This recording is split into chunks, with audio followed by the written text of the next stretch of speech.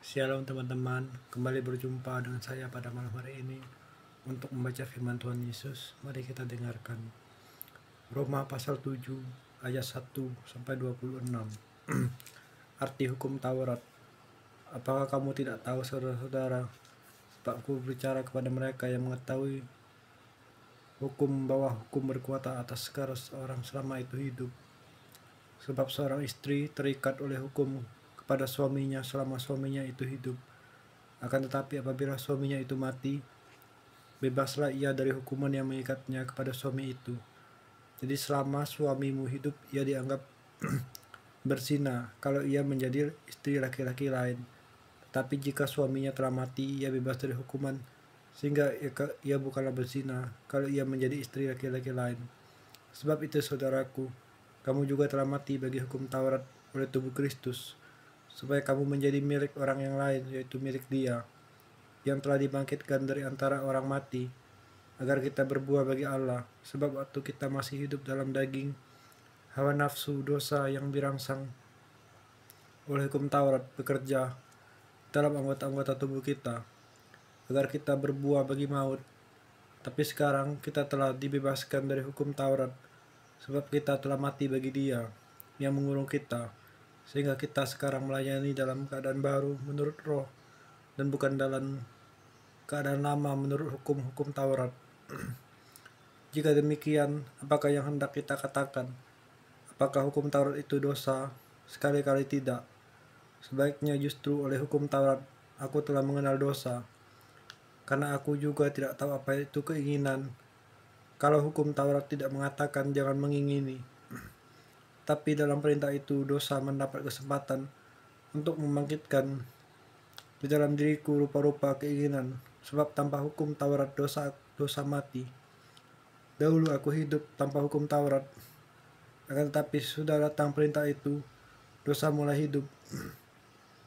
Sebaliknya aku mati, dan perintah yang diharuskannya membawa kepada hidup, ternyata bagiku justru membawa kepada kematian. Sebab dalam perintah itu, dosa mendapat kesempatan untuk menipu aku, dan oleh perintah itu ia membunuh aku. Jadi hukum Taurat adalah kudus, dan perintah itu juga adalah kudus, benar dan baik. Perjuangan hukum Taurat dan dosa. Jika demikian, adakah yang baik itu menjadi kematian bagiku? Sekali-kali, tidak. Tetapi supaya nyata bahwa ia adalah dosa, maka dosa mempergunakan yang baik untuk menandakan kematian bagiku, supaya oleh perintah itu dosa lebih nyata lagi keadaannya sebagai dosa. Sebab kita tahu bahwa hukum Taurat adalah rohani, tapi aku bersifat daging, terjual di bawah kuasa dosa. Sebab apa yang aku perbuat aku tidak tahu, karena bukan apa yang aku kehendaki yang aku perbuat, tapi apa yang aku benci itulah yang aku perbuat.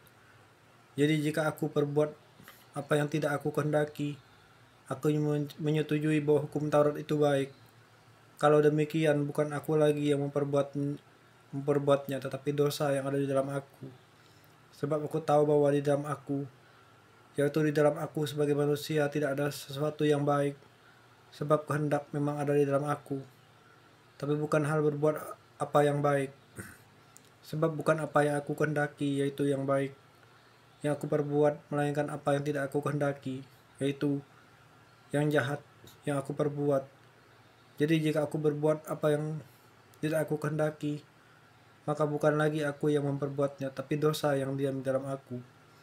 Demikianlah aku dapati hukum ini: jika aku menghendaki berbuat apa yang baik, yang jahat itu ada padaku. Sebab di dalam batinku aku suka akan hukum Allah, tapi di dalam anggota-anggota tubuhku aku melihat hukum lain yang berjuang melawan hukum akal budiku, dan membuat aku menjadi tawanan hukum dosa yang ada di dalam anggota tubuhku. Aku, manusia celaka, siapakah yang akan melepaskan aku dari tubuh maut ini? Syukurlah kepada Allah oleh Yesus Kristus, Tuhan kita. Jadi dengan akal budiku aku melayani hukum Allah, tapi dengan tubuh insanku aku melayani hukum dosa. Terima kasih ya surga Tuhan Yesus, terizinkan aku baca firman pada malam ini. Haleluya.